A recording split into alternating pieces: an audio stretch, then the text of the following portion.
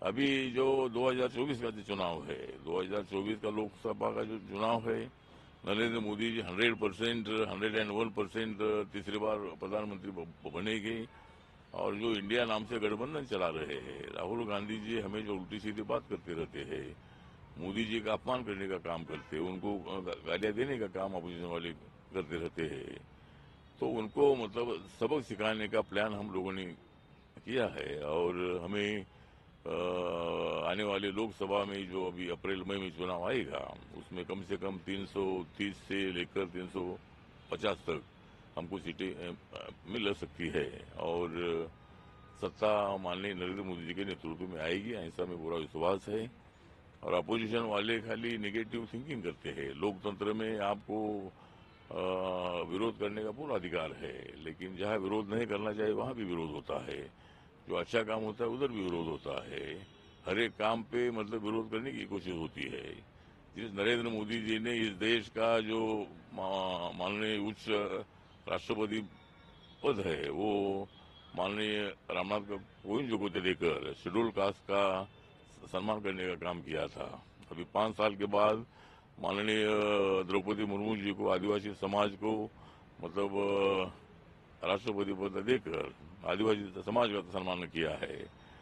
लेकिन हर बात पर राजनीति की जाती है। जिस तरह नया पार्लियामेंट बना है, उसको संविधान सदन ने नाम दे दिया है। और माननीय नरेंद्र मोदी जी हमेशा संविधान की बात करते हैं, डॉक्टर बाबा साहब अम्बेडकर जी की बात करते हैं। उन्होंने सत्ता में आने के बाद बहुत सारे बाबा साहब अम्बेडकर जी के जो मेमोरियल से का काम पूरा किया है। लेकिन आरोप लगाया जाता है कि भाई संविधान बदलेंगे, संविधान बदलेंगे। संविधान बदलना ये किसी के हाथ में बिल्कुल नहीं है। संविधान में अमेंडमेंट करने का अधिकार पार्लियामेंट को है, नया कानून बनाने का अधिकार है, पुराने कानून को अमेंड करने का अधिकार है। लेकिन जो संविधान बाबा साहब अम्बेडकर जी और जो संविधान सभा ने बनाया है, उसको बदलने का कोई विषय आता नहीं है। लेकिन जानबूझकर दलित समाज में गलत फहमियां फैलाने का काम कांग्रेस पार्टी अपोजिशन वाले करते रहते हैं। तो इसीलिए मैं सभी दलितों का आह्वान करना चाहता हूँ कि आज भी पूरे दलितों ने, मैक्सिमम दलितों ने बीजेपी का समर्थन किया है और बीजेपी सत्ता में आई है। सर, दो जो स्टेटों में हारे, आगे से उनकी बढ़ोतरी के लिए कुछ किया जा रहा है? कर्नाटक और मणिपुर में जो दो राज्य रह गए थे जिसमें जीत नहीं जीत गए, उसकी आगे की तैयारी? हाँ, तो आगे की रणनीति है। अभी हमको काफी माननीय नरेंद्र मोदी जी ने तेलंगाना में कोशिश की, हैदराबाद में बहुत बड़ा उनका मतलब जो अपना रैली थी, बहुत बड़ी रैली थी उनकी, सभा भी बड़ी बड़ी हो गई। लेकिन अभी तेलंगाना की तरफ हमको ध्यान देने की आवश्यकता है। साउथ में बीजेपी की कोशिश है कि तमिलनाडु है, कर्नाटका है, तेलंगाना है, आंध्र प्रदेश है, पांडिचेरी है। पांडिचेरी में तो बीजेपी और रंगास्वामी जी की तो सरकार उधर है। लेकिन कर्नाटक में भी बीजेपी स्ट्रांग ही है। अभी तो सरकार आई नहीं, बात तो सही है। लेकिन हम सब लोगों ने, जिस तरह नरेंद्र मोदी जी का नारा है सबका साथ सबका विकास, तो सभी लोगों के लिए उनकी योजनाओं का फायदा होता है। चाहे मुस्लिम समाज को भी मतलब भड़काया जाता है, मुस्लिम समाज बीजेपी उसका विरोध करती है, इसी तरह की बातें की जाती है। लेकिन ऐसा बिल्कुल नहीं है। भारतीय जनता पार्टी ने अपना माइनॉरिटी मोर्चा भी खोला है, उसमें मुस्लिम कार्यकर्ताओं की संख्या बहुत बड़ी है।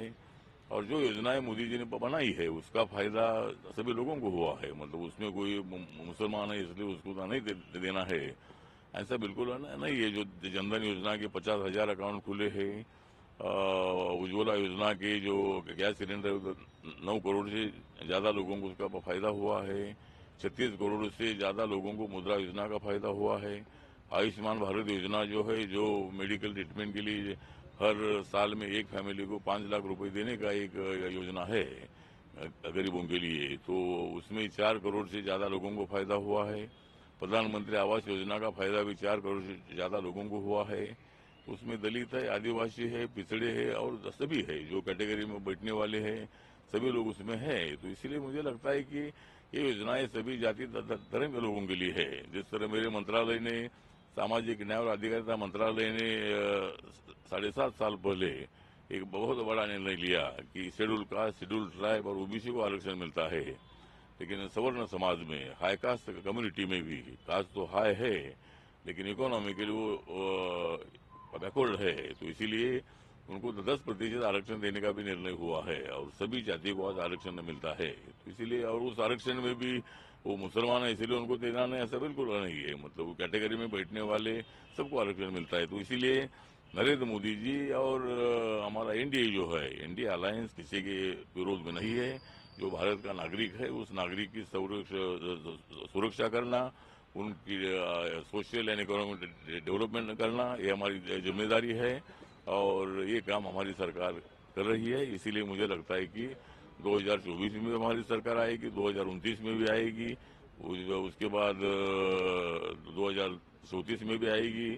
जब तक मतलब मोदी जी है, और मोदी जी तो रहेगी और मैं भी रहूंगा। जब तक हम सब लोग एक साथ है तब तक हमें कोई चिंता नहीं है।